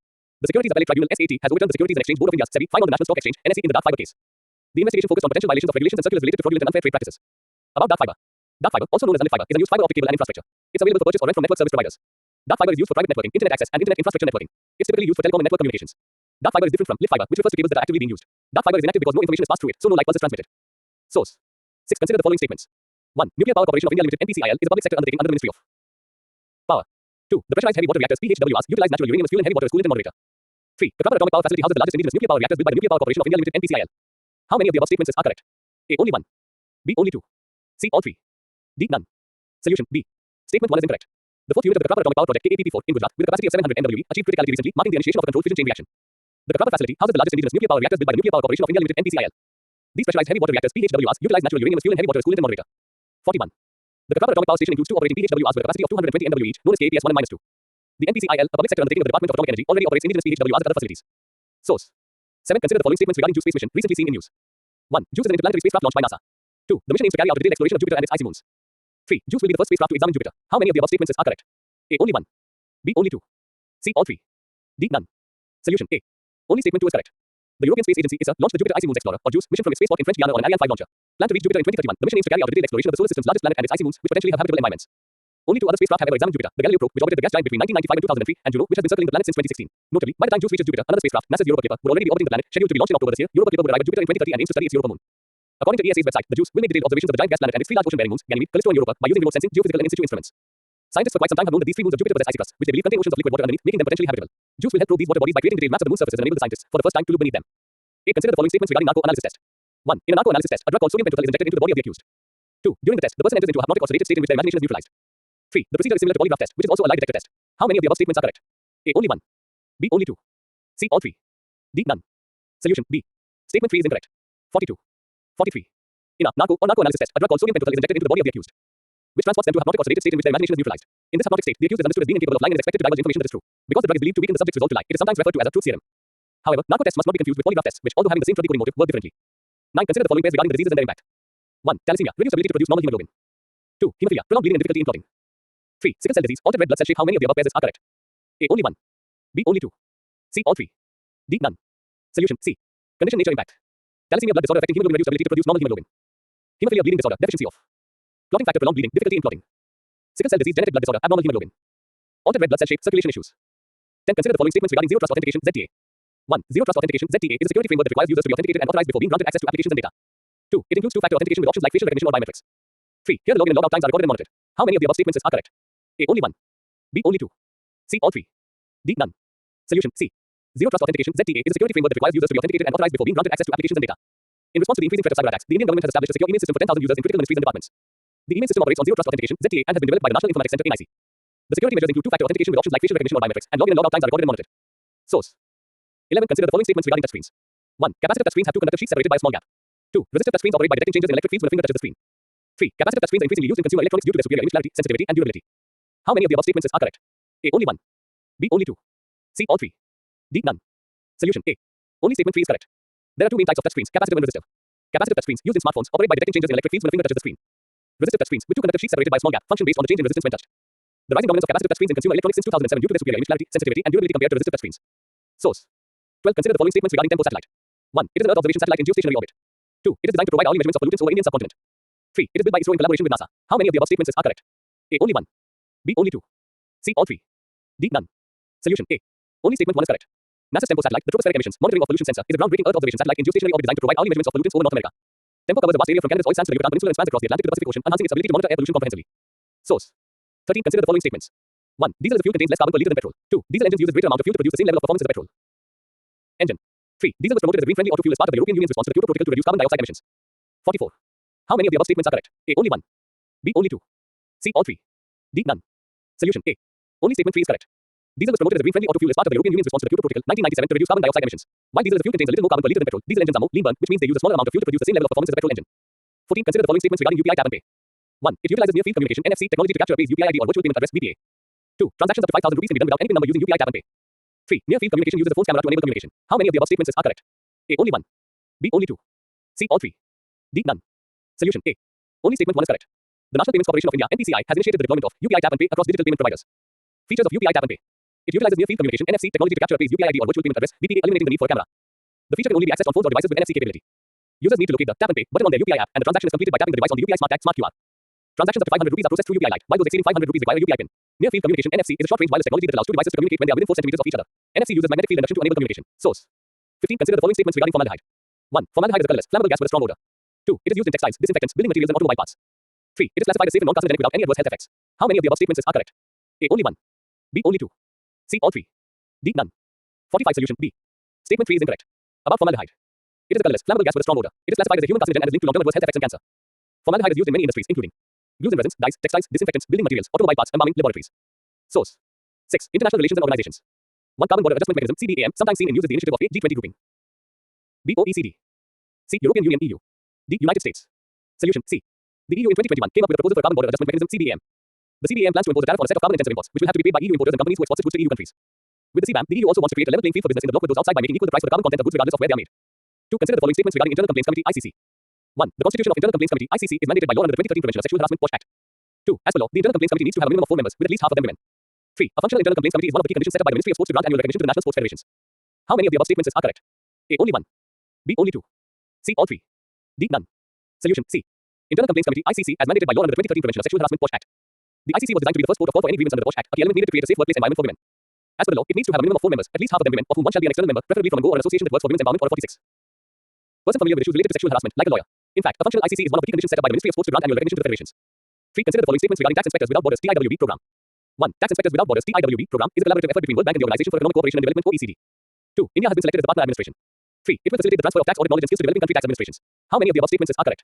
A. Only 1. B. Only 2. C. All 3. D. None. Solution. B. Statement 1 is incorrect. Tax Inspectors Without Borders (TIWB) program, a collaborative effort between the United Nations Development Program (UNDP) and the Organization for Economic Cooperation and Development. OECD was recently launched in St. Lucia. India has been selected as the partner administration and will contribute tax experts to the 12 to 18-month initiative. This marks the 7th TIWB program supported by India through the provision of tax experts. Aim. The program focuses on the effective use of automatic exchange of information under the Common Reporting Standard (CRS) framework. TIWB will facilitate the transfer of tax audit knowledge and skills to developing country tax administrations using a practical, learning by doing approach. Source. 4. Consider the following statements. 1. India has signed the Svalbard Treaty, which is regarding the country's engagement with the Arctic region. 2. METRI is India's Arctic research station. 3. As per present international law, India is not allowed to operate its Arctic research bases during winter. How many of the above statements are correct? A. Only 1. B. Only 2. C. All 3. D. None. Solution. A. Only statement 1 is correct. India's engagement with the Arctic began when it signed the Svalbard Treaty in February 1920 in Paris between Norway, the US, Denmark, France, Italy, Japan, the Netherlands, Great Britain, and Ireland, and the British Overseas Dominions and Sweden concerning Spitsbergen. Ever since then, India has been closely monitoring all the developments in the Arctic region. India has launched its first winter expedition to Himadri, its Arctic research station at NY Allison in the Norwegian archipelago of Svalbard. The station, which was previously operational for about 180 days annually, will now remain operational throughout the year. This move makes India one of the few countries to operate its Arctic research bases during winter. Source. 47. 5. Consider the following statements regarding United Nations Security Council (UNSC). 1. The UN Security Council is the only UN body with the authority to issue binding resolutions. 2. UNSC can take action in situations threatening international peace and security. 3. All decisions of the UNSC must be approved by the UN General Assembly to be enforced. How many of the above statements are correct? A. Only 1. B. Only 2. C. All 3. D. None. Solution. B. Statement 3 is incorrect. Decisions taken under Chapter 7, such as economic sanctions or other sections like international security, are binding on UN members. The Security Council is the only UN body with the authority to issue binding resolutions. The UNGA can only make recommendations in this regard. Decisions that are vetoed by the P5 cannot be submitted for the review of the UNGA. Also, the UNSC is the authority under the UN Charter to take action in situations threatening international peace and security. 6. Consider the following statements regarding EU's generalized scheme of preferences plus GSP+. 1. It gives developing countries a special incentive to pursue sustainable development and good governance. 2. The EU cuts its import duties to zero on more than two-thirds of the tariff lines of the exports from the developing countries. Which of the above statements is correct? A. 1 only. B. 2 only. C. Both 1 and 2. D. Neither 1 nor 2. Solution. C. The European Commission's website describes the EU's generalized scheme of preferences plus GSP plus as giving developing countries a special incentive to pursue sustainable development and good governance, in return for which the EU cuts its import duties to zero on more than two-thirds of the tariff lines of their exports. 7. Consider the following statements regarding global partnership on artificial intelligence (GPAI). 1. India is a founding member of GPAI. 2. The initiative aims to bridge the gap between theory and practice on AI by supporting cutting-edge research and applied activities on AI-related priorities. 3. GPAI summits are held in India every year. How many of the above statements are correct? A. Only 1. B. Only 2. C. All 3. D. None. Solution. B. Statement 3 is incorrect. 48. India is a founding member of GPAI, having joined the multi-stakeholder initiative in June 2020. The initiative aims to bridge the gap between theory and practice on AI by supporting cutting-edge research and applied activities on AI-related priorities. It also brings together people involved in the fields of science, industry, and civil society, along with governments, international organizations, and academia for greater international cooperation. The first 3 GPAI summits were held in Montreal, Paris, and Tokyo, respectively. Source. A. Consider the following statements regarding International Energy Agency (IEA). 1. The International Energy Agency (IEA) is a Paris-based autonomous intergovernmental organization that provides policy recommendations, analysis, and data on the entire global energy sector. 2. India is a member of IEA. 3. IEA recommends that countries should hold an emergency oil stockpile sufficient to provide 90 days of import protection. How many of the above statements are correct? A. Only 1. B. Only 2. C. All 3. D. None. Solution. B. Statement 2 is incorrect. The International Energy Agency (IEA), a Paris-based autonomous intergovernmental organization in which India is an association country, recommends that all countries should hold an emergency oil stockpile sufficient to provide 90 days of import protection. 9. Consider the following statements regarding Initiative on Critical and Emerging Technology (ICT). 1. The Initiative on Critical and Emerging Technologies is a framework agreed upon by India and South Korea. 2. It focuses on addressing regulatory barriers and aligning export controls for smoother trade and deeper cooperation in critical areas. 3. It includes cooperation in areas of artificial intelligence, quantum computing, semiconductors, and wireless telecommunication. How many of the above statements are correct? A. Only 1. B. Only 2. C. All 3. D. None. Solution. B. Statement 1 is incorrect.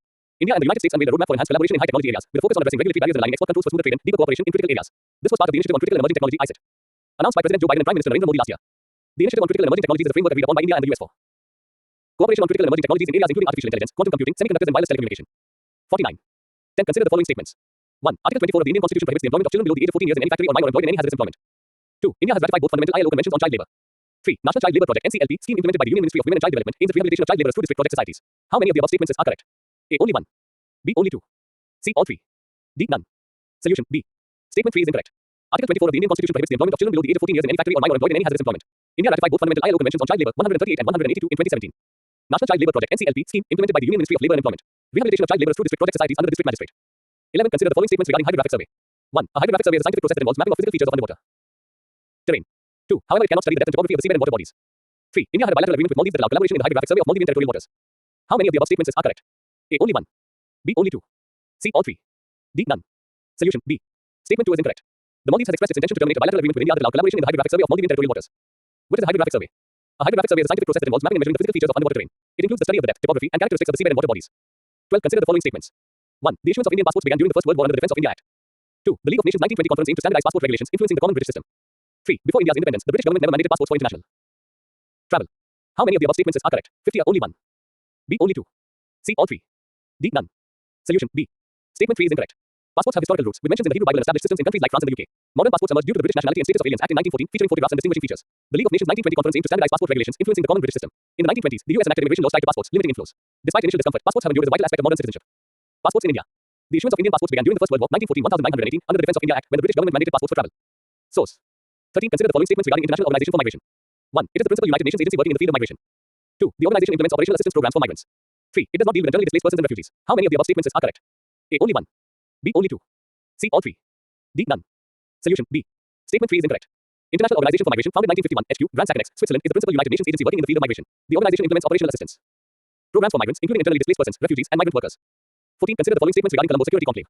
1. Colombo Security Conclave is a trilateral maritime security grouping consisting of India, Sri Lanka, and Thailand. 2. It serves as India's outreach to the Indian Ocean and aims to counter China's influence in the region. 3. Colombo Security Conclave does not focus on countering terrorism and radicalization. How many of the above statements are correct? A. Only 1. B. Only 2. C. All 3. D. None. Solution. A. Only statement 2 is correct. 51. 15. Consider the following statements regarding OPEC. 1. OPEC is an intergovernmental organization established at the Baghdad Conference. 2. Angola, Ecuador, and Qatar are the member countries of OPEC. 3. The organization's primary objective is to coordinate and unify petroleum policies among member countries. 4. OPEC possesses over 80% of the world's total crude oil reserves. How many of the above statements are correct? A. Only 1. B. Only 2. C. Only 3. D. All 4. Solution. C. Statement 2 is incorrect. Angola leaves OPEC, a setback for the Saudi-led oil producer group. OPEC was established in 1960 at the Baghdad Conference by Iran, Iraq, Kuwait, Saudi Arabia, and Venezuela. Is an intergovernmental organization with key members including Nigeria, Equatorial Guinea, Gabon, Libya, Nigeria, the Republic of the Congo, and the United Arab Emirates. The organization's primary objective is to coordinate and unify petroleum policies among member countries, ensuring fair and stable prices for petroleum producers and maintaining an efficient, economic, and regular 52 supply of petroleum to consuming nations. With its headquarters in Vienna, Austria, OPEC holds significant global influence, possessing over 80% of the world's total crude oil reserves. 16. Consider the following acts. 1. Killing members of the group. 2. Causing serious bodily or mental harm to members of the group. 3. Imposing measures intended to prevent births within the group. 4. Forcibly transferring children of the group to another group according to the Convention on the Prevention and Punishment of the Crime of Genocide. How many of the above acts on a national, ethnical, or religious group are not considered as genocide? A. Only 2. B. Only 3. C. All 4. D. None. Solution. D. In the present convention, genocide means any of the following acts committed with intent to destroy, in whole or in part, a national, ethnical, racial or religious group as such. A. Killing members of the group. B. Causing serious bodily or mental harm to members of the group. C. Deliberately inflicting on the group conditions of life calculated to bring about its physical destruction in whole or in part. D. Imposing measures intended to prevent births within the group. A. Forcibly transferring children of the group to another group. Source. 7. Polity. 1. Consider the following statements. 1. Article 22 of the Constitution upholds the fundamental right of any person who is in custody to be informed as to why he has been arrested. 2. As per the present rules, the Enforcement Directorate need to mandatorily furnish a person accused under the Prevention of Money Laundering Act (PMLA) with a copy of the grounds of detention at the time of his arrest. Which of the above statements are correct? A. 1 only. B. 2 only. C. Both 1 and 2. D. Neither 1 nor 2. Solution. A. The Supreme Court has clarified in a judgment that the Enforcement Directorate need not furnish a person accused under the Prevention of Money Laundering Act (PMLA) with a copy of the grounds of detention at the time of his arrest. The judgment comes amid debate that non-communication of the grounds of arrest was a violation of Article 22(1) of the Constitution, which upholds the fundamental right of any person who is in custody to be informed as to why he has been arrested. 53. Source. 2. Consider the following statements. 1. Federalism allows for the distribution of powers between the federal and state levels. 2. Asymmetric federalism is based on unequal powers in relationship in political, administrative and fiscal arrangements. 3. We do not see any form of asymmetric federalism in India. How many of the above statements are correct? A. Only 1. B. Only 2. C. All 3. D. None. Solution. B. Statement 3 is incorrect. 54. 3. Consider the following statements regarding subordinate legislations. 1. Subordinate legislations, also known as delegated legislations, are laws created by authorities to implement and administer the broader statutes passed by the legislature. 2. The concept of delegated legislation is mentioned specifically in the Indian Constitution. 3. Rajya Sabha does not have a subordinate legislation committee. How many of the above statements are correct? A. Only 1. B. Only 2. C. All 3. D. None. Solution. A. Only statement 1 is correct. The Rajya Sabha Subordinate Legislation Committee has criticized the Union government for prolonged delays in framing rules for acts passed by Parliament. What are subordinate legislations? Subordinate legislations are laws or regulations created by authorities to implement and administer the broader statutes passed by the legislature. These regulations, also known as delegated or secondary legislation, provide detailed guidelines and procedures necessary for the effective enforcement of primary laws. Although the concept of delegated legislation was not mentioned specifically in the Indian Constitution, it can be understood by interpreting Article 312. Source. 4. Consider the following statements regarding Committee on Subordinate Legislation in Rajya Sabha. 1. It is formed as per the rules of procedure and conduct of business in the Council of States. 2. Its mandate involves scrutinizing and reporting to the House on the proper exercise of powers to make rules, regulations, and bylaws as conferred by the Constitution. 3. The Parliament cannot delegate to the committee to frame rules. How many of the above statements are correct? A. Only 1. B. Only 2. C. All 3. D. None. Solution. B. Statement 3 is incorrect. About the Committee on Subordinate Legislation in Rajya Sabha. It is formed under Rule 204 of the Rules of Procedure and Conduct of Business in the Council of States. Its mandate involves scrutinizing and reporting to the House on the proper exercise of powers to make rules, regulations, bylaws, schemes, etc., as conferred by the Constitution or delegated by Parliament. 5. Right to free legal aid, right to fair trial, right to hearing and right to speedy trial and are provided to citizens under which of the following fundamental rights? A. Right against arbitrary arrest and detention. B. Right against exploitation. C. Protection of life and personal liberty. D. Equality before law and equal protection of laws. Solution. C. 55. The Supreme Court has reaffirmed its judgment in the Menika case and the subsequent cases. It has declared the following rights as part of Article 21. 1. Right to live with human dignity. 2. Right to decent environment including pollution-free water and air and protection against hazardous industries. 3. Right to livelihood. 4. Right to privacy. 5. Right to shelter. 6. Right to health. 7. Right to free education up to 14 years of age. 8. Right to free legal aid. 9. Right against solitary confinement. 10. Right to speedy trial. 11. Right against handcuffing. 12. Right against inhuman treatment. 13. Right against delayed execution. 14. Right to travel abroad. 15. Right against bonded labor. 16. Right against custodial harassment. 17. Right to emergency medical aid. 18. Right to timely medical treatment in government hospital. 19. Right not to be driven out of a state. 20. Right to fair trial. 21. Right of prisoner to have necessities of life. 22. Right of women to be treated with decency and dignity. 23. Right against public hanging. 24. Right to hearing. 25. Right to information. 26. Right to reputation. 27. Right of appeal from a judgment of conviction. 28. Right to social security and protection of the family. 29. Right to social and economic justice and empowerment. 30. Right against barfetters. 31. Right to appropriate life insurance policy. 32. Right to sleep. 33. Right to freedom from noise pollution. 34. Right to electricity. 6. Consider the following statements. 1. All India services are governed by Article 312 of the Constitution of India. 2. Indian Administrative Service, the Indian Police Service and the Indian Foreign Service are the 3 All India services. 3. Central civil services are under the central government itself with no state cadre system. How many of the above statements are correct? A. Only 1. B. Only 2. C. All 3. D. None. Solution. B. Statement 2 is incorrect. 56. There are 3 All India services, the Indian Administrative Service, the Indian Police Service and the Indian Forest Service, which are selected by the central government with officers allotted to various state cadres. The centre then gets a certain percentage of officers from each state on central deputation. These bureaucrats work directly for the centre. All India services are governed by Article 312 of the Constitution of India. Other services are called central civil services. These services are under the central government itself with no state cadre system. They include services such as the Indian Foreign Service, the Indian Revenue Service, Customs and Central Excise Service and several others. 7. Consider the following statements. 1. The size of the State Legislative Council cannot exceed 1/3 of the membership of the State Legislative Assembly with a lower cap of 40 members. 2. The total number of ministers, including the Prime Minister, in the Council of Ministers shall not exceed 15% of the total number of members of the House of the People. Which of the above statements are incorrect? A. 1 only. B. 2 only. C. Both 1 and 2. D. Neither 1 nor 2. Solution. D. The size of the State Legislative Council cannot be more than 1/3 of the membership of the State Legislative Assembly. However, its size cannot be less than 40 members. Before the 91st Amendment Act 2003, the convention of appointing a lot of ministers on the council due to political reasons led to widespread abuse of the system. It led to very large size of the Council of Ministers. Besides, when no party had a clear majority, there was a temptation to win over the support of the members of the Parliament by giving them ministerial positions if there was no restriction on the number of the members of the Council of Ministers. This was happening in many states also. Therefore, an amendment was made that the Council of Ministers shall not exceed 15% of total number of members of the House of People or Assembly in the case of the states. 8. Article 2 of the Constitution empowers the Parliament to 1. Admit into the Union of India new states. 2. Increase of the area of any state. 3. Alter the boundaries of any state. How many of the above statements are correct? A. Only 1. B. Only 2. C. All 3. D. None. Solution. A. Article 2 of the Constitution grants 2 powers to the Parliament, the power to admit into the Union new states and the power to establish new states. It does not deal with the formation of or changes in the existing states of the Union. Article 3 deals with the internal readjustments of the territories. Hence, the increasing area of any state and altering the boundaries of states comes under the purview of Article 3. 9. Consider the following statements. 1. The Constitution of India stipulates that a state cannot raise a loan without the consent of the government of India if any part of a previous loan from the central government remains outstanding. 2. States in India have a nominal net borrowing ceiling set at 5% of gross state domestic product (GSDP) for the fiscal year 2024 as per the 15th Finance Commission's recommendation. 57. 3. States in India receive an extra 0.5% of GSDP in borrowing capacity as a performance-based incentive for power sector reforms. How many of the above statements are correct? A. Only 1. B. Only 2. C. All 3. D. None. Solution. B. Statement 2 is incorrect. Rules regarding borrowing by states. States in India have a nominal net borrowing ceiling set at 3% of gross state domestic product (GSDP) for the fiscal year 2024, as per the 15th Finance Commission's recommendation. Additionally, states receive an extra 0.5% of GSDP in borrowing capacity as a performance-based incentive for power sector reforms, enabling them to borrow 1.43 lakh rupees crore for FY24 based on the Ministry of Power's recommendation. Constitutionally, Article 293(3) stipulates that the state cannot raise a loan without the consent of the government of India if any part of a previous loan from the central government remains outstanding. Source: 10. Consider the following statements regarding parliamentary committees in India. 1. Joint parliamentary committees (JPCs) and select committees are usually chaired by ruling party MPs and are disbanded after they have submitted their report. 2. There are equal number of departmentally related standing committees for Lok Sabha and Rajya Sabha and are headed by members of these respective houses. 3. Committee meetings are independent of Parliament's calendar. How many of the above statements are correct? A. Only 1. B. Only 2. C. All 3. D. None. Solution: B. Statement 2 is incorrect. Parliament can also constitute a joint parliamentary committee (JPC) with a special purpose, with members from both houses, for detailed scrutiny of a subject or bill. Also, either the two houses can set up a select committee with members from that house. JPCs and select committees are usually chaired by ruling party MPs and are disbanded after they have submitted their report. The time to speak on a bill is allocated according to the size of the party in the house. MPs often do not get adequate time to put forward their views in Parliament, even if they are experts on the subject. Committees are small groups with relatively less demands on their time. In these meetings, every MP gets a chance and the time to contribute to the discussion. Parliament has only around 100 sittings a year. Committee meetings are independent of Parliament's calendar. There are 16 departmentally related standing committees for Lok Sabha and 8 for Rajya Sabha. However, every committee has members from both houses. Lok Sabha and Rajya Sabha panels are headed by members of these respective houses. 11. Consider the following statements. 1. The Chamber of Princes is the library hall in the old Parliament. 58.2. The Chamber of Princes was established by a royal proclamation of King Emperor George V to advocate the common interests of British India and the princely states. 3. The Federal Court of India began functioning from the Chamber of Princes, and later the Supreme Court of India was inaugurated here. How many of the above statements are correct? A. Only 1. B. Only 2. C. All 3. D. None. Solution: C. In the 1919 plan for the construction of the Parliament, it was decided to have a council house comprising a legislative assembly chamber, which later became the Lok Sabha, a council of states chamber, which is now the Rajya Sabha, and the Chamber of Princes. The Chamber of Princes is the library hall in the old Parliament. The Chamber of Princes, also known as Narendra Mandal, was established in 1920 by a royal proclamation of King Emperor George V to advocate the common interests of British India and the princely states. In 1937, the Federal Court of India began functioning from the Chamber of Princes. It was 12 years later that in this building, the Supreme Court of India was inaugurated. The inaugural proceedings were simple but impressive, according to the official account of the Supreme Court. 12. Article 299 of the Constitution provides that 1. All contracts made in the exercise of the executive power of the union or of a state shall be expressed to be made by the President or by the Governor of the state. 2. Neither the President nor the Governor can be personally held liable for such contracts. 3. Contracts not adhering to the manner given in the article cannot be enforced by any contracting party. How many of the above statements are correct? A. Only 1. B. Only 2. C. All 3. D. None. Solution: C. Article 298 grants the centre and the state governments the power to carry on trade or business, acquire, hold, and dispose of property, and make contracts for any purpose, while Article 299 delineates the manner in which these contracts will be concluded. Articles 298 and 299 came after the Constitution came into effect and the government entered into contracts even in the pre-independence era. According to the Crown Proceedings Act of 1947, the Crown could not be sued in court for a contract it entered into. Article 299 of the Constitution provides that all contracts made in the exercise of the executive power of a union or of a state shall be expressed to be made by the President or by the Governor of the state, and that all such contracts and assurances of property made in the exercise of that power shall be executed on behalf of the President or the Governor by persons in a manner directed and authorized by them. The objective behind Article 299, 1, as per the 1954 top court ruling in Chhatrapur Vital Das Dasani v. Moreshwar Parashraman laws, is that there must be a definite procedure according to which contracts must be made by agents acting on the government's behalf, otherwise public funds may be depleted by unauthorized illegitimate contracts. It implies that contracts not adhering to the manner given in Article 299, 1 cannot be enforced by any contracting party. 59. However, Article 299, 2 says that essentially neither the President nor the Governor can be personally held liable for such contracts. 8. History, art and culture. 1. Nilekanavu, envisioned as a tribute to the scientists who contributed to the success of Chandrayaan mission, was recently adapted into which of the following classical dance form? A. Bharatanatyam. B. Kathak. C. Kathakali. D. Mohiniyattam. Solution: D. 2. Consider the following statements. 1. Jallikattu is a bull taming sport traditionally played in Tamil Nadu as part of the Navratri festival. 2. The Animal Welfare Board of India is a statutory advisory body established under Wildlife Protection Act, 1972. 3. Prevention of cruelty to animals is included in the list 3 of the 7th schedule to the Constitution of India. How many of the above statements are correct? A. Only 1. B. Only 2. C. All 3. D. None. Solution: A. 60. Only statement 3 is correct. Jallikattu, also known as Erasmus Buttal, is a bull taming sport traditionally played in Tamil Nadu as part of the Pongal harvest festival. The festival is a celebration of nature and thanksgiving for a bountiful harvest, of which cattle worship is part. The Animal Welfare Board of India is a statutory advisory body on animal welfare laws and promotes animal welfare in the country. Established in 1962 under Section 4 of the Prevention of Cruelty to Animals Act, 1960. Entry 17 of list 3 of the 7th schedule to the Constitution which relates to the prevention of cruelty to animals. 3. Consider the following statements regarding Uttarameru inscription. 1. Uttarameru inscription is found in Kanchipuram, Tamil Nadu. 2. These provide a detailed description about the religious self-governance. 3. Uttarameru is known for its historic temples built during Pallava and Chola rule. How many of the above statements are correct? A. Only 1. B. Only 2. C. All 3. D. None. Solution: C. While Uttarameru has multiple inscriptions spanning centuries, the most famous one is from the reign of Parantika the first, 907-953 ad. These provide a detailed description about the religious self-governance and have been cited by historians and political leaders alike as evidence of India's history of democratic functioning. Uttarameru lies in present-day Kanchipuram district, approximately 90 kilometers southeast of Chennai. It is known for its historic temples built during Pallava and Chola rule. The inscription found there is like a local constitution for the Gram Sabha. It tells how the assembly should be run, what should be the qualification of members, what should be the process to elect the members, and how a member would be disqualified.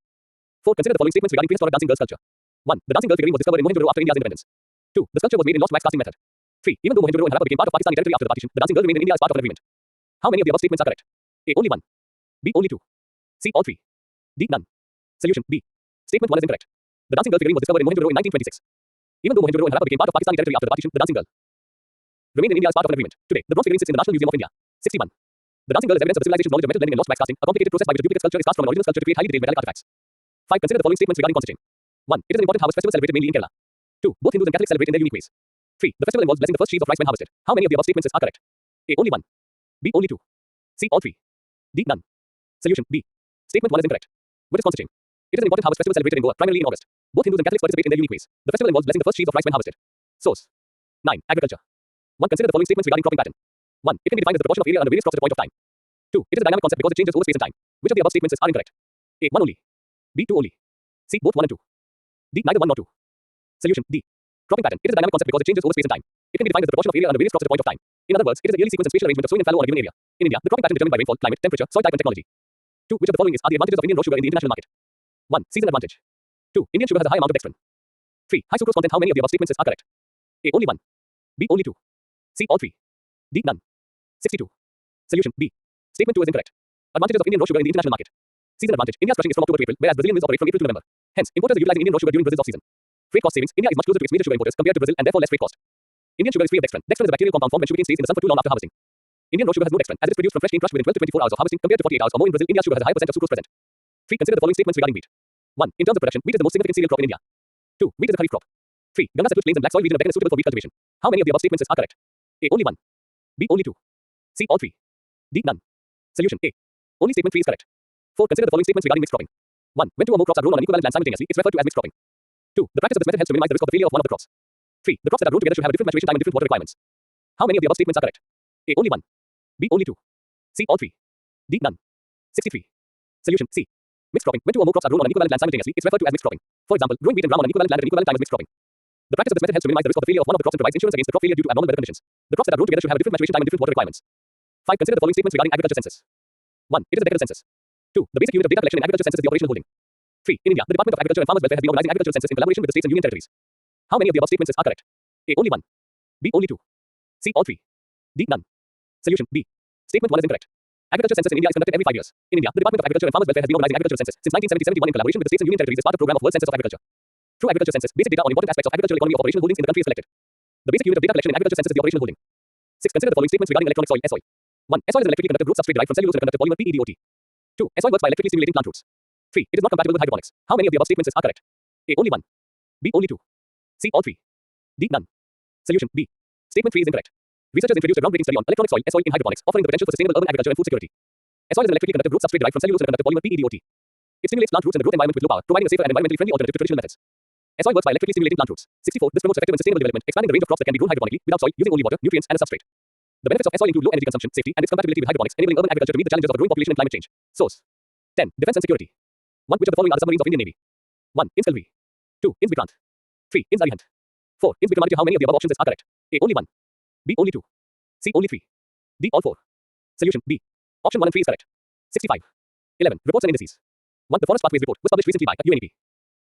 B. IUCN. C. World Wildlife Fund. D. UN Forum on Forests. Solution C. A startling increase in the speed and intensity of global deforestation has derailed efforts to protect and restore forests by 2030, according to 2 new reports analyzing progress toward global forest conservation goals. WWF's Forest Pathways 2023 report and the Forest Declaration Assessment detailed the immense scale of forest loss just 2 years after more than 130 countries representing 85% of the planet's forests led to halt and reverse deforestation by the end of the decade. The lack of progress on commitments leaves the world in clear danger of missing vital targets. 2. International Debt Report IDR that was recently in news was released by 66. A. International Monetary Fund. B. Asian Development Bank ADB. C. World Bank. D. World Trade Organization. Solution C. The World Bank released the International Debt Report IDR. What are debts? Debt refers to an obligation of financial liability that one party owes to another. It is typically in the form of borrowed funds that need to be repaid over time, often with interest. India's total debt is around 81%, but most of it is domestic debt. India's external debt is around 18.6%, around $624 billion United States dollars at the end of March 2023, as per the RBI data. Source. 12. Maps places. 1. The Strait of Bab el-Mandeb connects the Persian Gulf and Gulf of Aden B, Mediterranean Sea and Red Sea and Gulf of Aden B, Suez Canal and Red Sea. Solution C. The Bab el-Mandeb is a strait between Yemen on the Arabian Peninsula and Djibouti and Eritrea in the Horn of Africa. It connects the Red Sea to the Gulf of Aden. Source. 2. Consider the following statements. 1. Ainur Creek is situated along the Malabar coast. 2. It acts as natural shock absorbers during calamities. 3. The creek is part of the Pulkit water system. How many of the above statements are correct? 67. Only 1. B. Only 2. C. All 3. D. None. Solution B. Statement 1 is incorrect.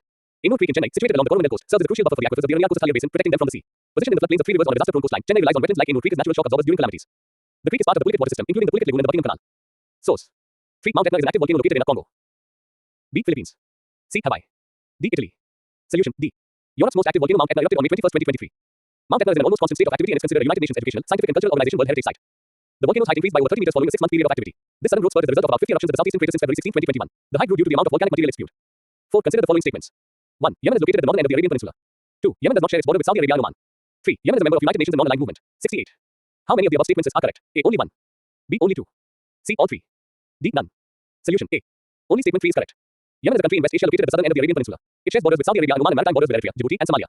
Yemen is a member of the Arab League, the United Nations, the Non-Aligned Movement, and the Organization of Islamic Cooperation. 5. Mount Marapi, that was recently in news, is located in Kenya. B. Italy. C. Indonesia. D. Peru. Solution C. Indonesia's Mount Marapi erupted again recently. Marapi is known for sudden eruptions that are difficult to predict because they are not caused by deep movement of magma, which sets off tremors that register on seismic monitors. Source. 6. Consider the following statements. 1. Bhutan is a landlocked country in the eastern Himalayas. 2. Bhutan has a constitutional monarchy where the king is the head of state and without any prime minister. 3. Vajrayana Buddhism is the state religion of Bhutan. 69. How many of the above statements are correct? A. Only 1. B. Only 2. C. All 3. D. None. Solution B. Statement 2 is incorrect. Bhutan is a landlocked country in the eastern Himalayas, bordered by China and India. Known as Drukgyal, or Land of the Thunder Dragon, it has a constitutional monarchy where the king is the head of state and the prime minister is the head of government. Vajrayana Buddhism is the state religion, and Gangtok Windsum is its highest peak, also the highest inclined mountain globally. 7. Arrange the following from north to south. 1. Women do channel.